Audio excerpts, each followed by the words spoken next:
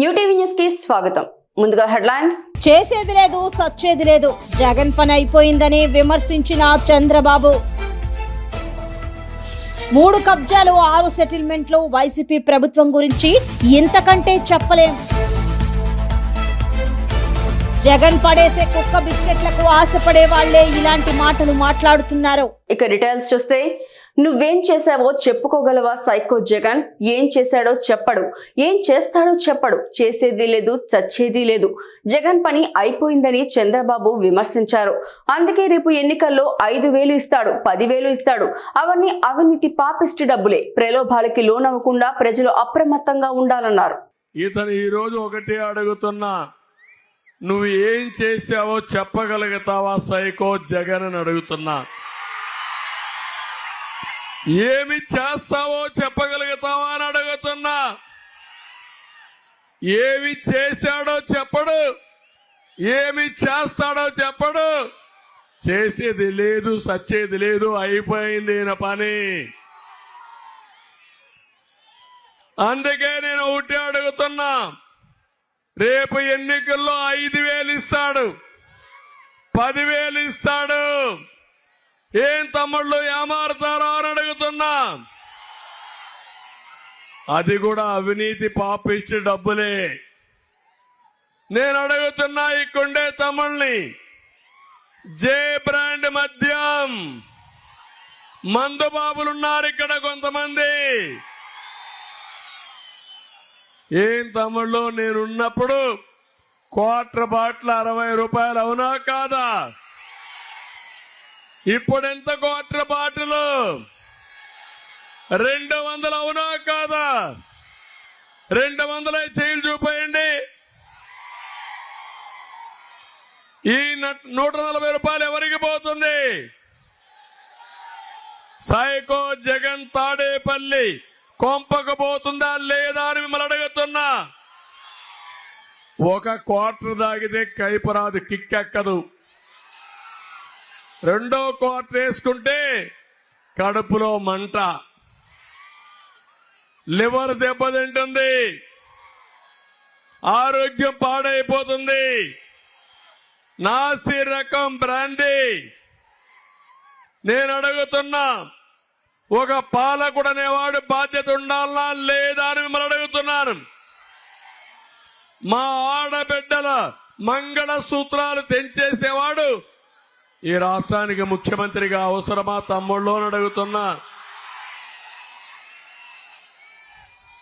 ఓసారి బాధ, ఆవేదన. డబ్బుల పిచ్చోడు, డబ్బుల కోసం ఏమైనా చేస్తాడు.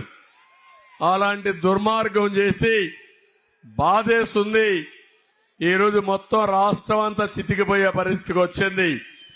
అనంతపూర్ టౌన్ లో మీరున్నారు. మామూలుగా తోపుడు బండ్లో కూడా ఆన్లైన్ పేమెంట్స్ ఉన్నాయా లేదా తమ్ముళ్ళు అని అడుగుతున్నా. బ్రాండీ షాపులో ఉన్నాయా అని మిమ్మల్ని అడుగుతున్నా. అంటే చిదంబరం రహస్యం ఏంటి? జగన్ చిల్లర కొట్టుడు, అవునా కాదా అని అడుగుతున్నా. మీకు కోపం రాలేదు మంది బాబులకి. ఇప్పుడు ఎన్నికల్లో కూడా గోవాలో సెకండ్స్ తెప్పిస్తున్నాడు. అది తాగితే కడుపులో మంట, ఇమ్మీడియట్ గా మీ ఆరోగ్యం పోయే పరిస్థితి వస్తా ఉంది. ఇప్పుడు వైసీపీ మద్యాన్ని మాకొద్దని అందరూ కూడా తిరుగుబాటు చేసే పరిస్థితికి వచ్చారు. ఎక్కడ చూసినా మోసం, దగ, మిమ్మల్ని వంచడం, ఇది చాలా బాధేస్తుంది. నేను అడుగుతున్నా మిమ్మల్ని అందరినీ, తమిళ్లో ఇసుక దొరుకుతా ఉందా మీకు? ఇప్పుడు ఒకప్పుడు ఒక ట్రాక్టర్ 1000 రూపాయలు, అవునా కాదా? ఇప్పుడు ట్రాక్టర్ ఇసుక ఎంత తమిళ్లు? 5,000, 6,000. అంటే ఇసుకలో కూడా డబ్బులు కొట్టేసిన దుర్మార్గుడు ఈ సైకో జగన్ అని చెప్పి నేను మీకు తెలియజేస్తున్నా. కరెంటు ఛార్జీలు పెంచాడా లేదా? ఎన్నిసార్లు పెంచాడు? 8 సార్లు పెంచాడా లేదా?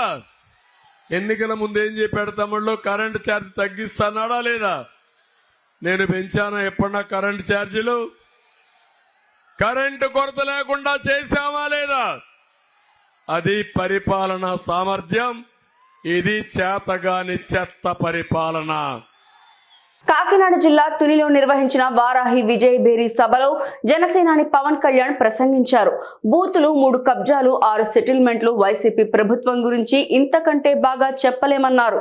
పోలవరం నిర్మించడం సంగతి అటుంచితే కనీసం చెరువుల్లో పూడిక కూడా తీయించడం చేతకాని ప్రభుత్వం ఈ వైసీపీ ప్రభుత్వం అని ధ్వజమెత్తారు. అలాగే ఎవరు హ్యాచరీస్ పెట్టుకోవాలనుకున్నా స్థానికంగా గవర్నమెంట్ అధికారులు కూడా, ఫిషరీస్ వాళ్ళు కూడా దాదాపు ప్రతి ఒక్కరిని 10 లక్షల రూపాయలు లంచాలు అడుగుతున్నారు.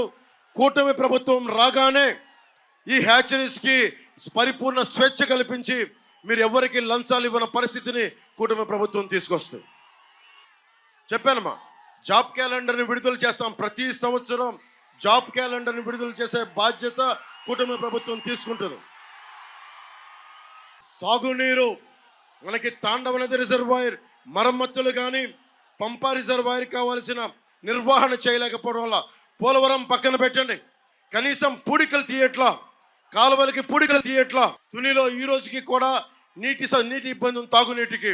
తాగునీరు కావాలి, సాగునీరు కావాలి. పోలవరం ఇంకా ఈ రోజుకి గతి లేదు, అతి లేదు. కూటమి ప్రభుత్వం రాగానే దాన్ని పూర్తి చేసే బాధ్యత మేమందరం తీసుకుంటాం. కానీ మన తాండవ రిజర్వాయర్ కానీ, పంపా రిజర్వాయర్ కావాల్సిన మరమ్మతులు కానీ, కాలువ పూడికలు కానీ ముందస్తుగా చేయాలి. ఆ బాధ్యత మేము తీసుకుంటాం. మనకందరికీ కావాల్సింది ఒకటి విద్య, వైద్యం, ఉపాధి, మనకి సాగునీరు, తాగునీరు, లా అండ్ ఆర్డర్ చాలా చాలా బలంగా ఉండాలి. ఆడబిడ్డలు రక్షించుకోలేని ప్రభుత్వమే కాదు. 30,000 మంది ఆడబిడ్డల అదృశ్యం అయిపోయారు. ఈ ముఖ్యమంత్రి ఒక్క మాట కూడా మాట్లాడాల.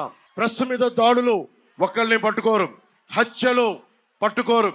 ఇదే మన ఉమ్మడి తూర్పుగోదావరి జిల్లాలో ఒక దళిత డ్రైవర్ని చంపేసి డోర్ డెలివరీ చేస్తారు వైసీపీ ఎమ్మెల్సీలు. ఒక్కళ్ళకి ధైర్యం లేదు, మాట్లాడరు. ఇది మనం చూస్తుండగా పక్కనోడికి జరిగింది కదా అని అనుకోవడానికి కాదు, మనకు కూడా జరుగుద్ది. ఇది మనకు కూడా ఇలాంటి పరిస్థితులు వస్తాయి. నేను చూశాను సీఎం రమేష్ గారి మీద దాడి, మొన్న బాలశౌరి గారి మీద దాడి, ఎవరిని బతకనివ్వట్లా. మేము ఒకటే గుర్తుపెట్టుకోండి, వైసీపీ ప్రభుత్వం దాడులు చేస్తుంది అంటే కూటమి గెలుస్తుంది. ఆ భయంతో దాడులు చేస్తున్నారు. ఓడిపోయేవాడే దాడులు చేస్తాడు. గెలిచేవాడికి అవసరం లేదు. భయపడుతున్నారు వాళ్ళు, మనల్ని చూసి భయపడుతున్నారు.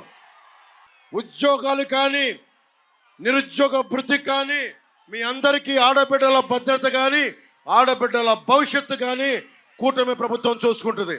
నేను వైసీపీ వ్యతిరేక ఓటు చీలనివ్వను అని చెప్పిన రోజునప్పటి నుంచి మనందరం కలిసి ఈ రోజున ఒకవైపు దివ్య గారు, గీత గారు, ఉదయ్ గారు, బీజేపీ నాయకులు, తెలుగుదేశం, జనసేన నాయకులందరం ఒక తాటిపైన వచ్చి 5 కోట్ల మంది ప్రజల్ని రక్షించడానికి ఈ రోజున నిలబడి ఉన్నాం. ఇక్కడ తిట్లు తింటా ఉన్నాం, దెబ్బలు తింటా ఉన్నాం, అన్ని రకాలుగా ఇంట్లో ఆడవారిని కూడా సైతం తిట్టే పరిస్థితి ఉంది. ఇవన్నీ తట్టుకొని ఎందుకు నిలబడుతున్నాం అంటే మారాలి అని చెప్పి. నేను మనుషుల్ని, కులాల ఐక్యత కోరుకునేవాడిని, సమాజం ఐక్యత కోరుకునేవాడిని.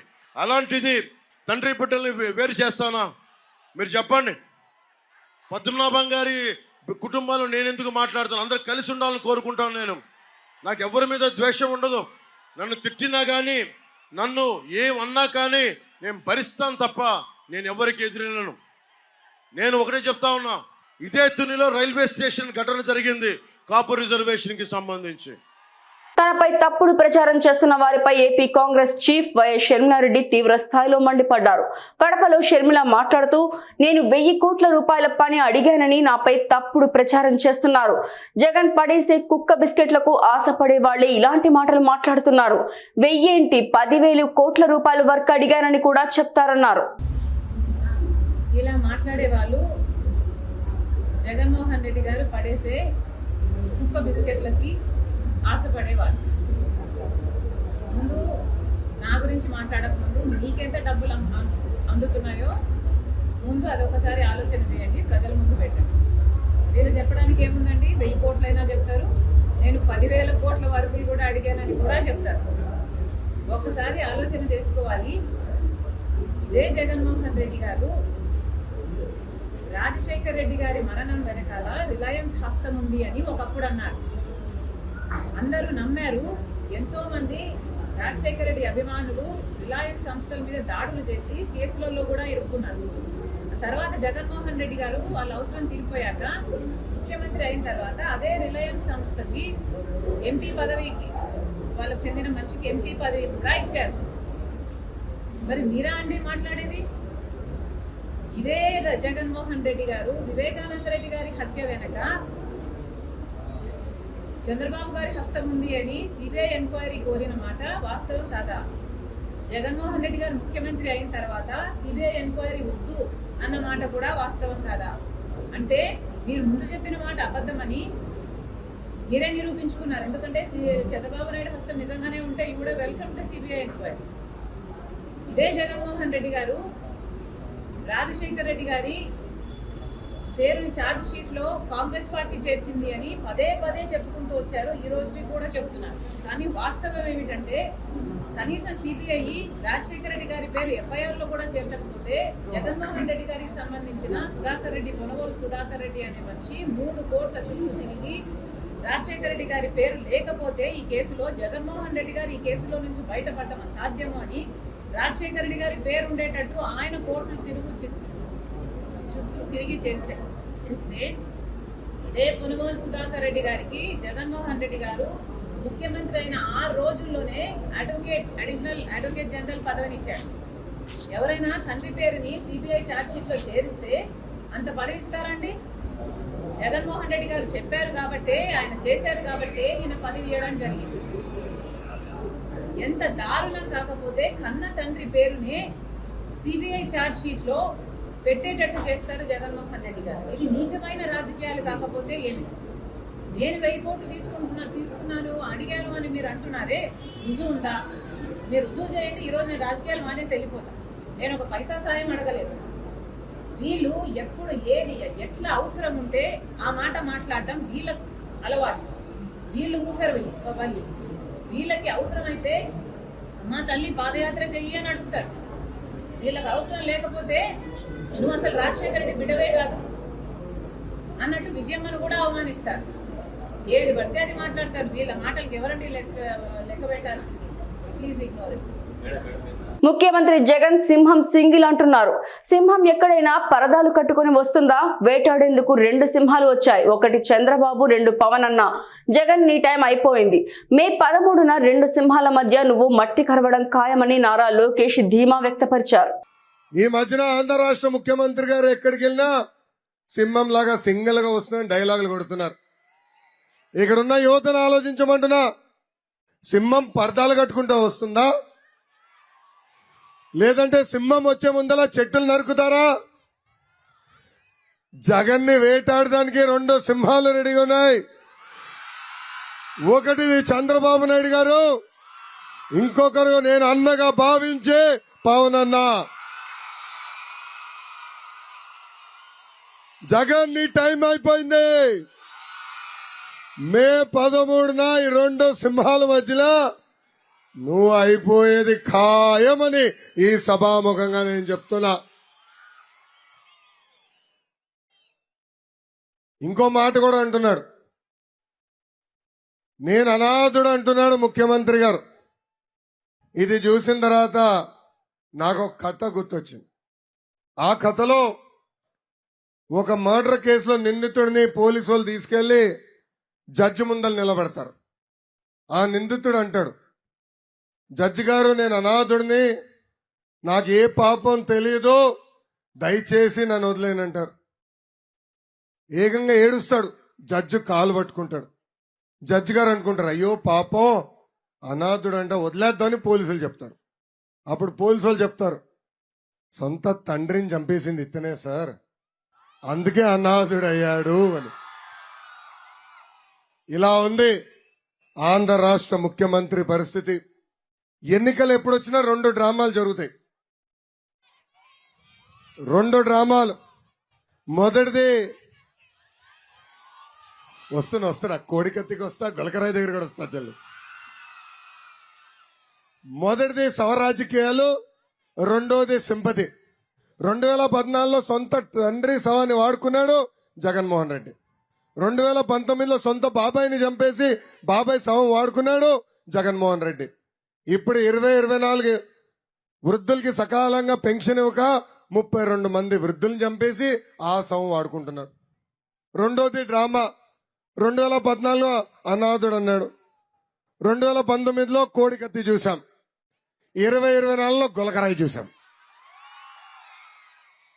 అది స్పెషల్ గులకరాయి అమ్మా, స్పెషల్ చైనాలో తయారు చేశారమ్మా. ముఖ్యమంత్రి గారి పైన ఎవరో గులకరాయి వేశారంటే నాకు బాధ కలిగింది.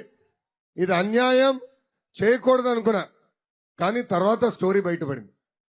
రాయి వచ్చి ముఖ్యమంత్రి గారు తగిలిందంట, దాని తర్వాత వెళ్ళి వెల్లంపల్లి శ్రీనివాస్ గారికి ఈ కంట్లో తగిలిందట, మళ్ళీ వెళ్ళి ఈ కంట్లో తగిలిందట, మళ్ళీ రాయి పడిందంట. అప్పుడే అర్థమైంది ఇది కోడి కత్తిలాగా గులకలాయి డ్రామా అని. అమ్మాయి నేను చెప్తాం కాదు, ముఖ్యమంత్రి గారు బస్ యాత్ర చేశారు. దెబ్బ తగిలిన రోజు ఇంత చిన్న బ్యాండేడ్, శ్రీకాకుళంకి వెళ్ళగల ఇంత పెద్ద బ్యాండేడ్ అయిపోయిందమ్మా. అదైన తర్వాత ప్రెస్ మీట్ పెట్టారు, కనీసం ఒక చిన్న గాయం కూడా కంపడలేదు, మరక కూడా లేదు. ఎంత అద్భుతంగా నటిస్తాడు. అందుకే చెప్పా జగన్మోహన్ రెడ్డి గారు అనవసరం రాజకీయాల్లోకి వచ్చారు. అదే కానీ సినిమాల్లోకి వెళ్ళుంటే నా బ్రహ్మానందం గారికి పోటీ పడేవాడబ్బా. భాస్కర్ అవార్డులు ఎట్టుకు వచ్చినాయి, ఆస్కర్ అవార్డు కూడా వచ్చేదేమో, అంత అద్భుతంగా నటిస్తాడు. మళ్ళీ ఆయన పక్కన వెల్లంపల్లి శ్రీనివాస్ గారిని ఒక ఆయన ఉన్నాడబ్బా, ఆయన కూడా మామూలు నటన కాదు. ఒకరోజేమో ఇటు కట్టు కట్టాడు తెలియ, మొదటి రోజు అయ్యో పాపం కంటు చూపు పోతున్నావు అనుకున్నా, కానీ పడుకున్న తర్వాత కట్టు కాస్త ఇటు వెళ్ళింది తల్లి, ఈ కన్నుకు పెట్టాడు. అంటే ఎంత అద్భుతంగా వీళ్ళందరూ నటిస్తున్నారు ఒక్కసారి ఆలోచించండి. నేను భయపడేది ఒక విషయం తల్లి, గతంలో కోడి కత్తి తర్వాత బాబాయ్ శవం బయటకు వచ్చింది, ఇప్పుడు గులకరాయి అయిన తర్వాత ఎవరింటి నుంచి ఎవరి శవం బయటకు వస్తుందా అని భయపడుతున్నా. అంటే సవర్ రాజకీయాలు చేస్తాం జగన్మోహన్ రెడ్డి గారు తెలిసిన విషయం. ఇప్పుడు కొత్తగా ఒక చట్టం తీసుకొచ్చారండి, దాని పేరు ల్యాండ్ టైటిలింగ్ యాక్ట్ చట్టం. అంటే భూ హక్కులు కల్పించే చట్టం. అది ల్యాండ్ టైటిలింగ్ యాక్ట్ చట్టం కాదు, ల్యాండ్ గ్రాబింగ్ యాక్ట్ చట్టం. అంటే మనం ఉన్న భూములన్నీ వైకాపా నాయకులు కొట్టేదానికి ప్రయత్నిస్తున్నారు. అమ్మా చెమటోర్చి రూపాయి జమ చేర్చి మనం భూములు కొనుక్కుంటాం, లేదంటే తల్లిదండ్రులు కొన్న భూములు మనకి ఇస్తారు, లేదంటే తాత ముత్తాతలు కొన్న భూములు కూడా మనకి ఇస్తారు. ఇదేదో జగన్మోహన్ రెడ్డి గారు ఇచ్చినట్టు ఆయన ఫోటో దానిపైన. ఎందుకబ్బా అంత బిల్డప్? మళ్ళీ సర్వే చేస్తే ఆ సర్వే రాయలు కూడా ఈయన ఫోటో. ఫోన్లే ఎక్కడికి వెళ్ళినా ఆయన ఫోటోలు ఇష్టం అనుకున్నా. తర్వాత చట్టం బయటకు వస్తే నేనే భయపడ్డా. ఆ చట్టంలో ఏం రాసిందంటే ఒరిజినల్ ఆయన పెట్టుకుంటాడంట, జిరాక్స్లు మనకి ఇస్తాడంట. ఇంతేకాదు ఆ చట్టంలో ఏం రాశారంటే మనకేమైనా భూ వివాదం ఉంటే కోర్టుకి వెళ్ళలేమంట, అధికారులే నిర్ణయిస్తారంట ఎవడు రైట్ ఎవడు రాంగ్. మనం చూసాం గత 5 సంవత్సరాలుగా వైకాపా నాయకులు ఎలా మన ఇబ్బంది పెట్టి మన భూములు కొట్టేశారు. దీనిపైన గట్టిగా మాట్లాడినందుకు, ముఖ్యమంత్రి గారు నిలదీసినందుకు ఈ రోజు సిఐడి కేసు నా పైన పెట్టారు. జగన్ గారు చెప్తున్నా, పెట్టుకోయా సిఐడి కేసు, సిబిఐ కేసు పెట్టుకో, ఇంటర్పోల్ కేసు పెట్టుకో, 29 కేసులు నా పైన పెట్టావు, ఇది 24వ కేసు. కానీ చెప్తున్నా ఈ లోకేష్ తగ్గేదే లేదు. మనందరం ఎన్నో దశాబ్దాలుగా కలలు కని జగిత్యాల జిల్లాను ఏర్పాటు చేసుకున్నామని తెలంగాణ మాజీ సీఎం కేసీఆర్ అన్నారు. ఆదివారం జగిత్యాలలో నిర్వహించిన బస్సు యాత్రలో ప్రజలను ఉద్దేశించి కేసీఆర్ ప్రసంగించారు. జగిత్యాలలో మెడికల్ కాలేజీ వస్తుందని ఏనాడు ఊహించలేదని చెప్పారు. కానీ కాంగ్రెస్ ప్రభుత్వం జగిత్యాల జిల్లాను తీసేస్తా అంటోందని విమర్శించారు. జగిత్యాల జిల్లా ఉండాలా పోవాలా అని కేసీఆర్ ప్రజలను అడిగారు. జగిత్యాల జిల్లా ఎన్నో ఏండ్ల నుంచి కలగని మనం జగిత్యాల జిల్లా తెచ్చుకున్నాం. ఇవాళ జిల్లాల బాబు మైకు సౌండ్ పెంచు కొంచెం.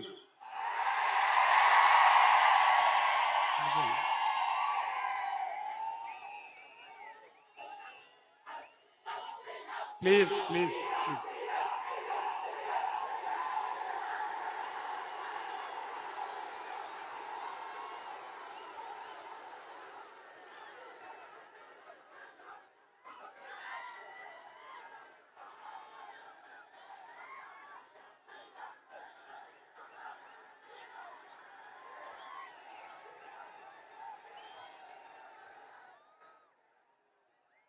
మనందరం కూడా ఎన్నో దశాబ్దాల పాటు కలగని జగిత్యాల జిల్లా ఏర్పాటు చేసుకున్నాం.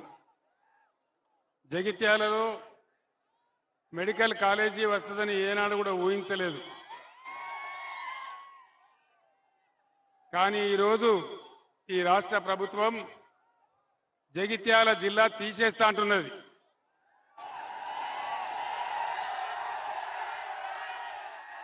జగిత్యాల జిల్లా ఉండన్నా పోవన్నా అన్నా ఎన్నుకోలు చెప్తలేరు. జగిత్యాల జిల్లా ఉండన్నా మరి ప్రభుత్వం తీసేస్తా అంటున్నది. జగిత్యాల జిల్లా ఉండాలంటే నిజామాబాద్ ఎంపీగా బాజిరెడ్డి గోవర్ధన్ గారు గెలవాలి, పెద్దపల్లి ఎంపీగా ఈశ్వర్ గారు గెలవాలి, కరీంనగర్ ఎంపీగా వినోద్ కుమార్ గెలవాలి. ఎందుకంటే వీళ్ళకి ఇప్పుడున్న ప్రభుత్వానికి తోక తెలియదు, నా తొండేమి తెలియదు. ఏ పని కూడా వీళ్ళకి చక్కగా చేస్తలేదు. చంద్రబాబుని నమ్మడం అంటే కొండ చిలువ నోట్లో తలకాయ పెట్టడమేనని జగన్ ఎద్దేవా చేశారు. సాధ్యం కాని హామీలను గుప్పించి మోసం చేస్తున్నారని ప్రతి ఒక్కరూ ఈ విషయం గుర్తుపెట్టుకోవాలన్నారు. రాష్ట్ర ప్రజల దీవెనలతో తన 59 నెలల పాలనలో గతంలో ఎన్నడూ చూడని మార్పులు తీసుకువచ్చినట్లు వెల్లడించారు. ఈ ఎన్నికల్లో మీరు జగన్కు ఓటు వేస్తే పథకాలన్నీ కూడా కొనసాగింపు, ఇంటింటి అభివృద్ధి. అదే పొరపాటున చంద్రబాబుకు ఓటు వేస్తే పథకాలన్నీ ముగింపు, మళ్ళీ మోసపోవటమే అన్నది ప్రతి ఒక్కరిని కూడా గుర్తుపెట్టుకోమని ఈ సందర్భంగా మీ అందరికీ కూడా తెలియజేస్తా ఉన్నాను. ఈ ఎన్నికల్లో ఎవరైనా కూడా మళ్ళీ చంద్రబాబును నమ్మడము అనంటే దాని అర్థము, మళ్ళీ చంద్రబాబును నమ్మటము అనంటే దాని అర్థం మళ్ళీ మోసపోవటం, దాని అర్థం మళ్ళీ చంద్రముఖిని మళ్ళీ నిద్ర లేపడమే అన్నది ప్రతి ఒక్కరూ గుర్తుపెట్టుకోమని కోరుతా ఉన్నా. చంద్రబాబును మళ్ళీ నమ్మటము అనంటే కొండ చిలువ నోట్లో తలకాయ పెట్టడమే అన్నది ప్రతి ఒక్కరూ కూడా గుర్తుపెట్టుకోమని కోరుతా ఉన్నా. ఇదే బాబు చరిత్ర చెప్పిన సత్యం, ఇదే సాధ్యం కాని హామీలతో ఆయన ఇచ్చిన మేనిఫెస్టోకు ఇదే అర్థం. ఇది ప్రతి ఒక్కరిని కూడా గుర్తుపెట్టుకోమని కోరుతా ఉన్నాడు మీ బిడ్డ. దేవుడి దయతో ఈ 59 నెలల మీ బిడ్డ పాలనలో గతంలో ఎప్పుడూ జరగని విధంగా గత చరిత్రను మారుస్తూ నా అక్క చెల్లెమ్మల కుటుంబాలకు మీ బిడ్డ హయాంలో ఏకంగా 2,70,000 కోట్ల రూపాయలు, మళ్ళీ చెప్తా ఉన్నాను, నా అక్క చెల్లెమ్మల కుటుంబాలకు ఏకంగా 2,70,000 కోట్ల రూపాయలు మీ బిడ్డ నేరుగా బటన్ నొక్కుతా ఉన్నాడు. నా అక్క చెల్లెమ్మల కుటుంబాలకు ఎటువంటి లంచాలు లేకుండా, ఎటువంటి వివక్ష లేకుండా నా అక్క చెల్లెమ్మల కుటుంబాలకు వారి చేతికే, వారి ఖాతాల్లోకే నేరుగా డబ్బులు వెళ్ళిపోతా ఉన్నాయి. మంగళగిరి నగరంలోని జాతీయ రహదారి వెంట ఉన్న భోగి ఎస్టేట్ లో నారా బ్రాహ్మణి సందడి చేశారు. ఎన్నికల ప్రచారంలో భాగంగా స్థానిక వాకర్స్ తో బ్రాహ్మణి సమావేశమయ్యారు. మంగళగిరి నియోజకవర్గం అభివృద్ధి కావాలంటే లోకేష్ ను గెలిపించాలని కోరారు. అనంతరం క్రీడా మైదానంలో ఆటలు ఆడుతున్న క్రీడాకారులతో కలిసి క్రికెట్, వాలీబాల్ క్రీడను కొద్దిసేపు ఆడి క్రీడాకారులను ఉత్సాహపరిచారు.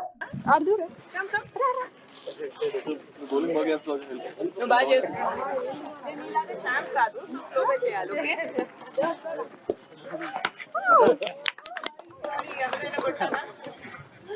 ఓకే స్లోగా చేద్దాం. Okay one last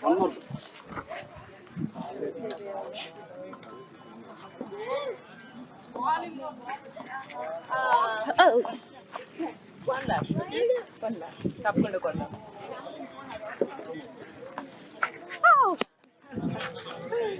thank you, చాలా బాగా చేస్తాం ఇంకొకసారి.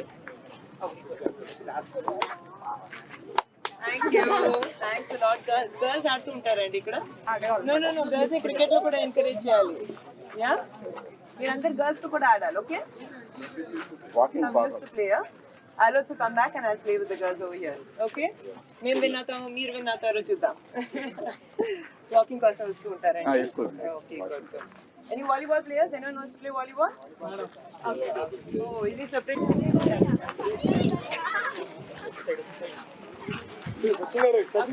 ఇద్దరు ఆడుతున్నారు girls. పిఠాపురంలో జనసేనాని పవన్ కళ్యాణ్ కు మద్దతుగా ఆయన మేనల్లుడు హీరో సాయి ధరమ్ తేజ్ ఎన్నికల ప్రచారం నిర్వహించారు. పిఠాపురానికి తాను మామకు అల్లుడిగా రాలేదని, ఒక సేనానికి సైనికుడిలా వచ్చారన్నారు. ఇక్కడికి తరలి వచ్చిన జనాన్ని చూస్తూ ఉంటే ఎన్నికల ప్రచారంలో లేదని, విజయ భేరీలా ఉందన్నారు. అధికారంలో లేకుండానే పవన్ దశాబ్ద కాలం మీకోసం నిలబడ్డారని, ఆయన్ను గెలిపిస్తే అభివృద్ధి అంటే ఏంటో చూపిస్తారన్నారు. అందరికీ నమస్కారం. ఏదో ప్రచార పేరు లేదండి, విజయ పేరులా ఉంది నాకైతే. ఇవాళ నేను ఒక గురువుకి శిష్యుడిలా రాలేదు, ఒక మామగారికి అల్లుడిలాగా రాలేదు, ఒక సేనానికి సైనికుల్లా వచ్చాను. ఆ సేనాని కోసం సైనికుల్లా వచ్చా కాబట్టి మీరందరూ దయచేసి మే 11 ఏం చేస్తారు? మన గుర్తు ఓత మోగిపోవాలి. ఏం మోగిపోవాలి? ఓత మోగిపోవాలి. ఓత మోగిపోవాలి, ఫ్యాన్ ఆగిపోవాలి. ఆ సత్తా ఏదో మీరు చూపించారబ్బా. ఏమీ చేయకుండానే మా మామగారు మీకోసం నిలబడ్డారు. మీరు ఒక్కసారి మీ గడప దాటి వచ్చి మీ ఓటు వేయండి. రాజు క్లాసుకి ఓటు వేయండి. మీకోసం నిలబడతాడు. ఆయన కంటే ముందర మేము ఉంటాం. మీరుంటారా? నిలబడలా ఉందంటే మనందరం ఇలా కలుసుకోవడానికి చాలా ఆనందంగా ఉంది. అలాగే మిమ్మల్ని ఎప్పుడు కలుసుకుంటూనే ఉంటాను. సో దయచేసి మీరు అందరూ కలిసి ఓటు వేసి దేనికి? రాజు క్లాసుకే మన ఓటు, కూటమికే మన సపోర్టు. బ్యాలెట్ నంబర్ 4 మనకు ఓటు గుద్దేయాలి. Thank you. వార్తలు ముగించే ముందు హెడ్లైన్స్ మరోసారి. చేసేది లేదు, సచ్చేది లేదు, జగన్ పని అయిపోయిందని విమర్శించిన చంద్రబాబు. 3 కబ్జాలు 6 సెటిల్మెంట్లు, వైసీపీ ప్రభుత్వం గురించి ఇంతకంటే చెప్పలేం. జగన్ పడేసే కుక్క బిస్కెట్లకు ఆశపడే వాళ్లే ఇలాంటి మాటలు మాట్లాడుతున్నారు. న్యూ టీవీ న్యూస్ ఇంతటితో సమాప్తం. తిరిగి రేపటి బులెటిన్లో మళ్ళీ కలుసుకుందాం. అంతవరకు సెలవు, నమస్కారం.